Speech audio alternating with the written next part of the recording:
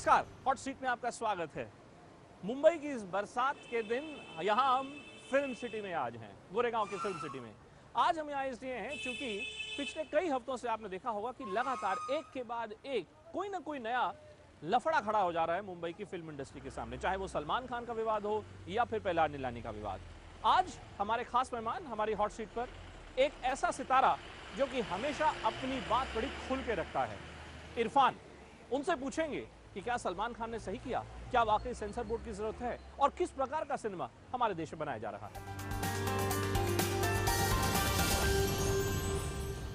इरफान, सबसे पहले तो आपको ढेरों शुभकामनाएं। आपकी एक नई फिल्म आ रही है, आपकी मदारी। क्या राजनीति से प्रेरित हो गए हैं क्या आप भी? राजनीति से नहीं है, ये किसी पॉलिटिकल पार्टी के बारे में नहीं है।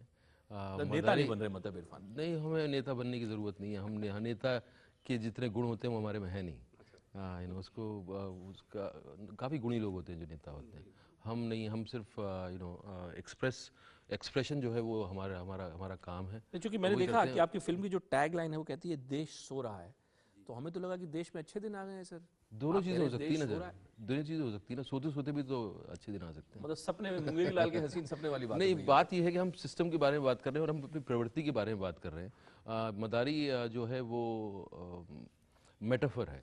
जब लोग सब सिस्टम की तरफ आँख उठाए देखते रहते हैं और उनका कुछ नहीं होता, देन वो खुद एक कदम उठाते हैं अपने हालात ठीक करने के लिए, तो मैं उनको मदारी बोलता हूँ। वो डमरू जो है उसकी आवाज़ है। आप इरफान, आप इंडस्ट्री के कुछ ऐसे कलाकारों में से हैं जिनको कहा जाता है कि आप एक थिंकिंग एक्टर की श्रेणी में आप थिंकिंग तो सभी कर रहे हैं, कौन नहीं करता थिंकिंग? नहीं, बहुत से ऐसे लोग हैं जिनको कहा जाता है कि साहब स्क्रिप्ट पकड़ा दी और उन्होंने कर दिया। वो तो ठीक है, एक्टर का काम भी है स्क्रिप्ट डायरेक्टर के हिसाब से चलना, लेकिन आप जब अपने इर्द गिर्द घटनाओं को देखते हैं, क्या आपको नहीं लगता कि हम लोग एक ऐसा समाज बन रहे हैं, जैसे आप जिस अपनी फिल्म की जिसकी बात कर रहे हैं, कि आपको नहीं लगता कि हम लोग समाज में भी हम लोग रिस्पॉन्ड करना बंद कर रहे हैं? हम लोग सोच नहीं रहे हैं कि हमारे इर्द गिर्द क्या हो रहा है। आई थिंक ये वर्ल्ड ओवर फिनोमेना है।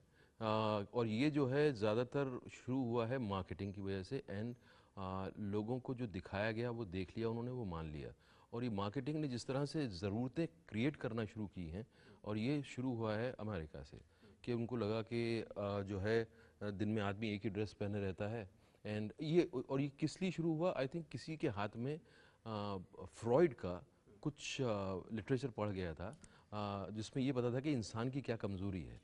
They found out and they started creating need, मतलब वो पहले ज़रूरत पैदा कैसे पैदा करोगे तो फिर उसके बाद ज़रूरत कैसे पूरी पैदा की जाए। तो जब पूरी दुनिया जो है वो कंज्यूमरिज्म की तरफ बढ़ रही है, और हम जो है हमारे रिफ्लेक्ट करने के सारे दरवाजे जो है बंद हो रहे हैं। इसमें आपकी फिल्म इंडस्ट्री का क्या क्या योगदान है फिल्म इंडस्ट्री एक को आगे बढ़ावा देने में? फिल्म इंडस्ट्री का बहुत बड़ा योगदान है। फिल्म इंडस्ट्री भी जो है एक तरह की वैल्यू भी प्रोपोगेट करती है। इंडस्ट्री है, इंडस्ट्री है, लेकिन पैसा कमाने का एक साधन है। एक साधन है, वो एक एस्पेक्ट है उसका। दूसरा एस्पेक्ट उसका ये है कि वो रिफ्लेक्ट करना चाहिए उसको अपने आसपास के। लेकिन करती है क्या इंडस्ट्री आपकी? कुछ फिल्म मेकर हैं जिनकी जरूरत है करना, तो वो करते हैं। क्या साहब, प्रहलाद निलानी आपके देखिए सेंसर बोर्ड चेयरमैन है। हाँ, तो प्रहलाद निलानी को जब रूल्स ही वैसे दिए गए हैं तो प्रहलाद निलानी वैसे ही एक्ट करेंगे। रूल्स ही जब नहीं बदले गए हैं, ये सिस्टम है जो अगर कंसर्न पॉलिटिशियन अगर कोई होगा वो सिस्टम को बदलेगा। वो अगर कंसर्न है तो वो ये देखेगा कि जो इंडस्ट्री आपको हज़ारों करोड़ का टैक्स दे रही है उसको मैं ऐसे हालात बनाऊं कि वो फ्लरिश हो, उसको सारे साधन मिले फ्लरिश होने के। और उसमें हमारे दो एस्पेक्ट हैं। एक तरफ हम ऐसी फिल्म बना सकते हैं जो सिर्फ आप टाइम पास हो आपका, आप जाके वहाँ कोका कोला और पॉपकॉर्न खाइए और आप भूल जाइए उसके बाद। देखिए, आपने जो अभी ज़रूरतों की जो बात की ना इरफान, वो बहुत ज़रूरी बात, बहुत अहम बात आपने कही। आपने अब आपकी फिल्म इंडस्ट्री देखिए क्या कह रही है। प्रहलाद निलानी के मुताबिक जीवन की एक असलियत है, एक स्वरूप है जिसको वो बड़े पर्दे पर दिखाना चाहते हैं, वो खुद दिखाना चाहते हैं, और अब वो उसे दूसरे लोगों के ऊपर थोपना भी चाहते हैं। ऐसी तो ज़रूरत क्रिएट की जाती है ना कि पहले हम लोगों को बताएं कि देखो भाई ये तुम्हारा जीवन है, देखो भाई इस जीवन का यथार्थ ये है, असलियत ये है, और उसके बाद आप उसको देख के आप अपनी ज़रूरतें निर्धारित करिए। तो क्या अगर मैं आपसे ये कहूँ कि प्रहलाद निलानी जी सबसे बड़े आरोपी बनते हैं, इसी आरोप को जो आप लगा रहे हैं, क्या सही नहीं होगा? हमारा काम है रिफ्लेक्ट करना। एंड हमें जो है, हमें किसी सेंसर की ज़रूरत नहीं है, हमें सर्टिफिकेट की ज़रूरत है, ताकि लोगों को ये पता हो कि ये फिल्म जो है इस तरह के लोगों के लिए उपयुक्त है देखना। इसके अलावा कोई सेंसर का कोई मतलब बनता नहीं है, बिकॉज ये एब्सर्डिटी है जहाँ 8 साल का बच्चा इंटरनेट पे जाके कुछ भी देख सकता है। टीवी के जरिए आप पूरी वैल्यूज जो है बदल दे रहे हैं समाज की, कंज्यूमरिज्म जो है आप थोपे चले जा रहे हैं। अभी ये सेल्फी है, अभी सेल्फी एक नाम दे दिया, मार्केट कर दिया गया। अब आदमी को फोटो खिंचाने से जो है संतुष्टि नहीं मिलती है जब तक कि वो सेल्फी नहीं ले लेता। और ये कई बार मैं कहता हूँ यार फोटो हो तो गया, नहीं नहीं नहीं, सेल्फी सेल्फी सेल्फी। अब अगर कोई दूसरी कोई टर्म निकाल देगा, कोई और डेफिनेशन दे देगा, लोग उस तरफ बढ़ जाएंगे। क्या यही कारण है इरफान कि अभी जब सलमान खान जी इतने बड़े विवाद में जब फंस गए, हमने देखा पूरी इंडस्ट्री में किसने कुछ नहीं कहा, इतना संगीन उनके ऊपर आरोप एक लगा कि साहब उन्होंने रेप का उन्होंने माहौल उड़ाया उन्होंने, एक मजाकिया तौर पे उन्होंने रेप शब्द का उन्होंने प्रयोग किया। उनके पिताजी माफी मांगते रह गए, लेकिन मैं देखा इंडस्ट्री में से किसी ने कुछ नहीं कहा। ऐसा क्यों हुआ? इंडस्ट्री अपने आप में बहुत जो है एक सबको अपनी अपनी दुकान चलानी है सर। ऐसा नहीं है कि इंडस्ट्री कोई जो कलेक्टिवली कुछ सोचती है। यानी कलेक्टिव सलमान नामक खान ने कोई क्या चीज कहा नहीं उसको मुझे नहीं पता, मुझे किस अंदाज में कहा ये नहीं पता है, तो इसलिए मैं उनके बारे में कमेंट नहीं कर सकता। लेकिन इंडस्ट्री के बारे में मैं ये बोल सकता हूँ कि इंडस्ट्री जो है वो कलेक्टिव एक उसका बॉडी नहीं है। क्या और है? खासतौर से हिंदी फिल्म इंडस्ट्री जो साउथ की इंडस्ट्री फिर भी ऑर्गेनाइज्ड है। जैसे हम सबको अब ये रहता है कि यार मेरी फिल्म निकल जाए, मेरा काम हो जाए, बाकी सेल्फिश, या मतलब इनवर्ड लुकिंग, मैं मेरा काम हो जाए। आग लगे बस्ती, मस्त रहो मस्ती में, आग लगे बस्ती में, ये यही- सबका ये एटीट्यूड है। यही फिल्म इंडस्ट्री की असलियत है आज की डेट में। आई थिंक समाज की भी थोड़ी सी वैसी है। हम सब लोग जो हैं वो हमारे कंसर्न्स खत्म हो गए हैं। We are not concern about कि सामने क्या हो रहा है, और आपके पास नहीं, जब तक आपके यहाँ नहीं हो रहा तब तक आपको कोई दिक्कत नहीं है। और हम इस जो इररिस्पॉन्सिबल एटीट्यूड जो है वो कंज्यूमरिज्म से बहुत ज़्यादा आगे बढ़ा है। आप बार बार जिस कंज्यूमरिज्म शब्द का जो आप प्रयोग कर रहे हैं इरफान, सच्चाई ये भी है कि समाज में जो असलियत है, जो समाज की सच्चाई है, वो बड़े पर्दे पर कैप्चर की जाती है। इसको वाइस की जानी चाहिए। की जानी चाहिए।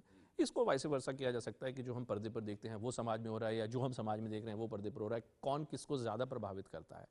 आपके मुताबिक आज की तारीख में जिस प्रकार का सिनेमा बन रहा है, क्या आपको लगता है समाज का उससे लाभ हो रहा है या समाज की हानि हो रही है? आई थिंक हमें इस ऐसे सिनेमा को प्रोपोगेट करना चाहिए और उसको आज़ादी देना चाहिए जो रिफ्लेक्ट कर रहा है। रिफ्लेक्शन क्रिटिसिज्म जो है एक पॉजिटिव चीज़ है। मुझे याद है 10 साल पहले मैंने एक मैगज़ीन में पढ़ा था कि पंजाब में एक ट्रेन जो जाती है वो कैंसर एक्सप्रेस कहलाती है, बिकॉज वहाँ इतना फर्टिलाइज़र यूज़ हुआ है, कुओं से जो है तेज़ाब निकलता है, और वहाँ के 18 साल के बच्चों को जो है कैंसर हो रहा है, छोटे छोटे बच्चों को वो कैंसर ट्रेन हो रहा आज है। भी चलती है वैसे, बाय द वे, वो मैं बता दूं चलती है। आपको। तो वो चीज़ अगर उस क्रिटिसिज्म को आपने, अगर आप कंसर्न हैं जो सिस्टम चला रहे हैं, अगर आप कंसर्न हैं तो you should have rectified it, you should have been warned and you should have done something about it. उसके बारे में कुछ किया होता आपने नहीं किया। आप अभी तो ये एक फिल्म की रिस्पॉन्सिबिलिटी है। ये एक जर्नलिस्ट था जिसने ये लिखी थी रिपोर्ट। ऐसी फिल्म किसी बारे में रिफ्लेक्ट करती है, किसी बारे में आपको आगाह करती है। कश्मीर का जो फिल्म थी हमने जो बनाई थी हैदर, मुझे कश्मीर के बारे में ये सब चीज़ें पता नहीं थी जो कि बशारत पीर की बुक ने बताई। अब he was not writing fiction, it was a fiction but it was based on true incidents. Now मुझे क्यों नहीं मीडिया से पता चला कश्मीर में क्या हो रहा है, क्यों नहीं लिटरेचर लिखा गया उसके ऊपर इतना, क्यों नहीं रिपोर्टिंग हुई है जहाँ के हमें असलियत पता चले। अब अगर आप फिल्म बनाते हो उसके ऊपर तो क्यों एक पूरा का पूरा सिस्टम, एक पूरा एक ग्रुप ये बोलता है कि आप ये क्या दिखा रहे हैं। यानी सेंसरशिप सभी जगह है। आप कुछ भी, अगर आप असलियत, जैसे मैंने अभी आपसे थोड़ी देर पहले पूछा राजनीति के बारे में, आपने कहा साहब मेरा राजनीति पे कोई व्यू नहीं है, क्योंकि आपको भी अपनी दुकान चलानी है। सच्चाई है। उसी प्रकार से मीडिया हो या समाज के जो विभिन्न वर्ग हों, आपको लगता है क्योंकि हर वर्ग अपनी अपनी दुकान अलग तरीके से चलाया जा रहा है, इसलिए शायद जो असलियत है समाज की वो किसी को पता ही नहीं। एक टेंडेंसी ये भी हो गई है कि चीज़ों को जो है एक ग्रुप मिलके चीज़ों को एबडक्ट कर लेता है कि इसकी जो है जिम्मेदारी मैं लेता हूँ और मैं इसकी रक्षा करूँगा। उससे इस तरह का माहौल बनता है कि आपने अगर किसी फिल्म में कबीर वर्ड यूज़ कर दिया तो कबीरपंथी उठ के कुछ बोलने लगेंगे, आपने कुछ यूज़ कर दिया तो वो उठ के बोलने लगेंगे। फिर सेंसरशिप का मतलब क्या? वही ये सर्टिफिकेट बोर्ड जो है इसे जब सर्टिफाई कर दिया है कि देख सकते हैं, तो क्यों फिर भी फिल्म वल्नरेबल रहती है, मतलब क्यों नहीं सिस्टम प्रोटेक्ट करता है? मुझे ये बताएं, जैसे जेम्स बॉन्ड की फिल्म थी, प्रहलाद नीलानी जी का बड़ा मजाक उड़ा कि उन्होंने जेम्स बॉन्ड की फिल्म में से एक किसिंग सीन, वो भी उन्होंने उसको कैंची उन्होंने चलाने की उसमें सोची।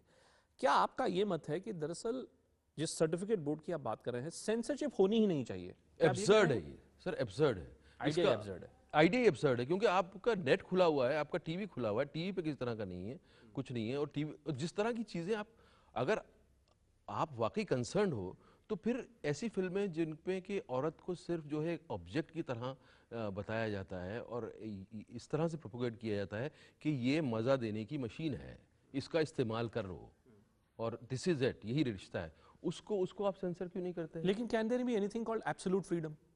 There can't be absolute freedom. कहीं तो सीमा निर्धारित करनी पड़ेगी ना, जैसे आपने देखिए अपने लिए सीमा निर्धारित कर रखी है जी, उसी प्रकार से कहीं फिल्म मेकर्स के लिए, फिल्म निर्माताओं के लिए, फिल्म उद्योग के लिए कहीं सीमा निर्धारित करनी चाहिए या नहीं? तो कौन करेगा वो निर्धारित? कौन करेगा? कौन करेगा? जनता करेगी, आप नहीं, करेंगे, जब कौन करेगा? समाज कंसर्न होगा तब वो शायद लोग भी ऐसे होंगे जो निर्धारित कर सकें, लेकिन अभी मुझे लगता है कि हम ऐसे दौर में हैं जहाँ के सब कंज्यूम करना चाहते हैं, सब लोग जो हैं इस्तेमाल करना चाहते हैं चीज़ों। आपको कभी कभी डर नहीं लगता कि हम लोग किस प्रकार का समाज बन रहे हैं, कि हम लोग सही या गलत, काला या सफेद, आई थिंक पूरी दुनिया उस ऐसा ही तरफ- हम लोग बने जा रहे पूरी हैं, दुनिया बाइनरीज। पूरी दुनिया जो है बाइनरी हो गई है, जहाँ के बीच में रहने की आपके पास चॉइस नहीं होगी। आने वाले समय में आपको या तो इस ग्रुप से बिलोंग करना पड़ेगा या उस ग्रुप से बिलोंग करना पड़ेगा, and there will be a bigger show down, bigger showdown. Bigger show down. मतलब अगर जैसे कोई आपसे पूछे कि साहब आप मुसलमान हैं, तो आप मुसलमान ही हैं, तो आप मुसलमान ही बने रहिए। अगर आपसे कोई ये कहे तो आपको लगता है कि ये मेरे लिए मुश्किल है, ट्रेजेडी हो गया? मेरे लिए मुश्किल है। अगर मुझे लगता है कि मैं होली को भी मैं अपना फेस्टिवल मानता हूँ, ईद को भी अपना मानता हूँ, दिवाली को भी मानता हूँ। अब अगर मुझे बकरे कटते बकरीद में जो है अजीब लगता है कि आपका कुर्बानी से कोई लेना देना नहीं है। कुर्बानी का एक मतलब होता है कि आप कुछ कुर्बान कर रहे हैं, वो कोई फेस्टिवल नहीं है कि आप बकरे काट काट के जो है आप जो है दावतें कर रहे हैं और आप जो है लोगों को खिला रहे हैं, खुद खा रहे हैं। उसका एक मकसद है, उसका आपका सबमिशन का एक उसमें एलिमेंट है, उसमें आपकी कुर्बानी का मतलब क्या होता है। अगर आपको वो नहीं पता तो बकरे काटने का मतलब क्या है? तो मैं बात तो वो तो कर सकता हूँ, लेकिन मैं क्या होली के ऊपर बोल सकता हूँ? मुझे पता नहीं। अगर मैं कहूँ कि होली पे पानी ना बहाया जाए, क्या मैं बोल सकता हूँ? और मैं क्यों आइडेंटिफाइड हूँ अपने रिलीजन से? क्यों डरते हैं आप?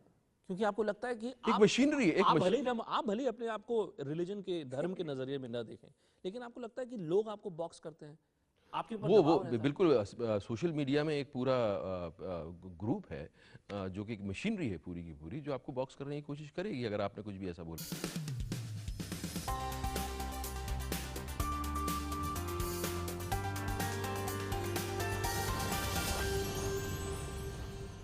एक जो चीज़ अब आजकल देखने को बड़े बड़े पैमाने पे मिलती है, वो ये है कि जो एजेंडा है सर, वो सोशल मीडिया द्वारा तय किया जाता है, निर्धारित किया जाता है, और लोग कहीं ना कहीं अलग अलग तरीके से उससे प्रभावित हो जाते हैं। आप भी घबराते हैं क्या सोशल मीडिया से?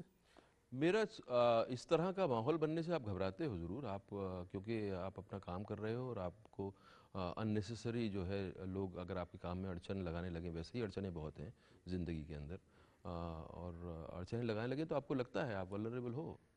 ये जो ऑनलाइन ट्रोलिंग जो होती है, अभी जैसे ये एक पेड ऑर्गेनाइजेशन है जो मतलब पर्टिकुलर चीज़ों पे करता है, और ये कोई जेन्युइन लोग नहीं है।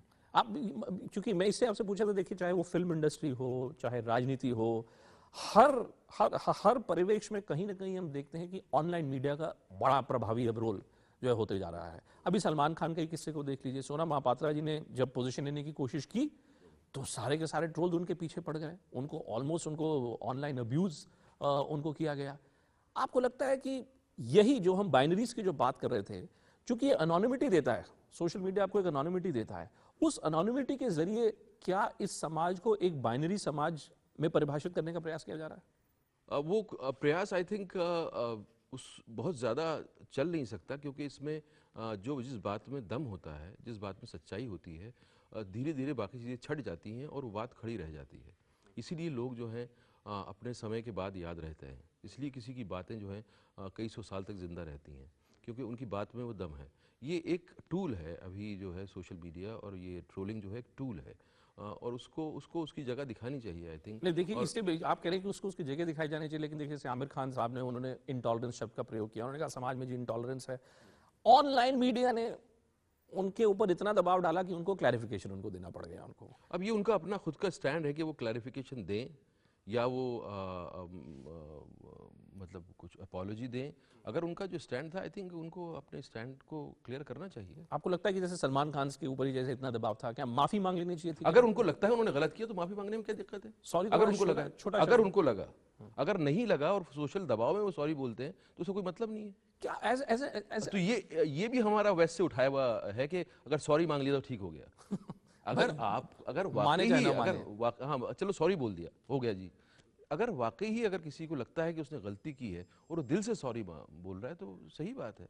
और अगर आपको लगता है कि आपको लगता है कि नहीं मैंने गलत नहीं किया और आप ज़बरदस्ती सॉरी बोल रहे हैं सोशल मीडिया के उसमें, तो और वो बात ख़त्म फिर कैसे हो जाती है? ये बताएं इरफान कि क्या हमारा समाज, अभी हम लोग बात करें, देखिए कि समाज कैसा होना चाहिए, कितना इवॉल्व होना चाहिए, फिल्म इंडस्ट्री, फिल्म उद्योग कितनी इवॉल्व होनी चाहिए, क्या हमारे सिनेमा में, हमारे देश के सिनेमा में, क्या वाकई हम लोग राजनीति की असलियत दिखाते हैं? क्या समाज की असलियत दिखाते हैं? हम असलियत दिखाना हमने छोड़ दिया बहुत अरसे से। 50-60s में ज़रूर कंसर्न थे फिल्म मेकर, हर पूरी तरफ जो है होप का माहौल था कि एक नेशन जो है बिल्डअप होगा, तो हर तरफ होप भी थी और एक तरह से रिफ्लेक्शन भी था। उसके बाद से जो है हमारा सिनेमा डाउनवर्ड्स ही गया है। हम सिर्फ रियलिटी से जैसा कोई लेना देना नहीं था, और हमारी फिल्में जो है क्रेडिबल नहीं रहीं। हमारी फिल्मों को जब कोई भी इन्फॉर्मेशन उसमें दी जाती है तो उस पर आप रिलाई नहीं कर सकते। हॉलीवुड के सिनेमा में ऐसा नहीं है। रिटायर तो नहीं हो रहे कहीं आप फिल्म उद्योग से? आप मैं रिवाइव करना चाहता फिल्म हूँ। मेकर्स हैं, कहीं मैं कहीं ऐसा ना हो कि वो कहें कि अब इरफान से अब काम ही नहीं करना कहीं अब। मैं रिवाइव करना चाह रहा हूँ क्योंकि Revive हमारे करना लिए चाह बहुत बड़ा चैलेंज खड़ा हुआ है हॉलीवुड सामने, और हमें निगल रहा है वो, हमें मतलब हमारा मुंह ऑलरेडी उसके उसमें आ चुका है फर्क क्या है जबड़े सर? में। फर्क क्या है? क्योंकि आप तो दोनों सर फर्क क्या है? हॉलीवुड फर्क दोनों में ये काम है कि करते हैं। हमारा जो यूथ है वो इंटरेस्टिंग डाइवर्स फिल्म देखने के लिए तैयार है, हमारे पास फिल्में नहीं है। तो फिर हम क्यों नहीं कर रहे, फिल्म क्यों नहीं बना रहे? अगर यूथ तैयार है तो फिर क्यों फिल्म निर्माता क्यों नहीं फिल्म बना माहौल नहीं बना है, और लेकिन बन रहा है धीरे धीरे।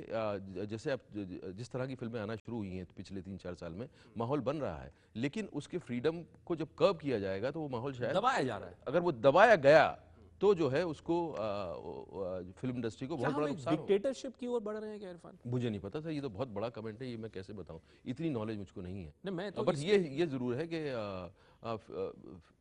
फ्रीडम, मैं एज ए फिल्म मेकर जो है मुझे फ्री महसूस करना चाहिए रिफ्लेक्ट करने के लिए कि मुझे क्या लगता है, और मुझे लगना चाहिए कि हाँ सिस्टम जो है will support me, because it's a great sign of evolving nation, of progressing nation where a journalist, जहाँ जर्नलिज्म फ्री है, जहाँ आर्टिस्ट फ्री है, जहाँ लोग फ्री हैं बोलने के लिए। चेन है क्या? आप चेंड अपने आप को महसूस करते हैं क्या कभी कभी? मैं क्या महसूस करता हूँ वो मुझे आपको बताने की ज़रूरत नहीं है। इरफान, आपसे बात करने में बहुत मजा आया, बहुत बहुत धन्यवाद। शुक्रिया शुक्रिया।